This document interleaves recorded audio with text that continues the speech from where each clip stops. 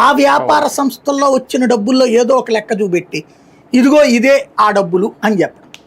ఇప్పుడు మిథున్ రెడ్డి దాంట్లో వాళ్ళ పేపర్లో చదివితే నవ్వు వచ్చింది. 5 కోట్ల రూపాయలు వేశారట అకౌంట్. జగన్కి వెళ్ళి డబ్బులు ఇస్తుంటే ఇందులో ఈయన అకౌంట్లో ఎందుకు వస్తాయి ఆ డబ్బులు? ఈయనే డబ్బులు వసూలు చేసి జగన్కి తీసుకెళ్ళిస్తున్నాడని చెప్తారు. మళ్ళీ ఈయన అకౌంట్లో డబ్బులు రావడం ఏంటి? 5 కోట్ల రూపాయలు మళ్ళీ 5 కోట్లు మళ్ళీ తిరిగి ఆ డెకార్డ్ లాజిస్టిక్స్ మరి ఇంకేంటి అక్కడ దాంట్లో? ఇది ఒక ముందు ఒక ఆరోపణ చేసేసారు. ఫస్ట్ సిఐడికి ఎంక్వైరీకి ఇచ్చారు. సిఐడి వాళ్ళు మొత్తం దర్యాప్తు చేసి ఏం లేదని తేల్చారు. కాబట్టి ఇక అక్కడతో కేసు పక్కకి వెళ్ళిపోవాలి. కానీ మేము ఆరోపణ చేశాం కాబట్టి అది నిరూపణ చేయాలని సిఐడి నివేదికని కొనసాగింపుగాని సిట్టేశారు. ఎవరైనా ముందు సిట్టేసి సిట్ ఇన్ఫర్మేషన్తో సిఐడి ఎంక్వైరీకి వేస్తారు. అది చట్టబద్ధమైన వ్యవస్థ కాబట్టి.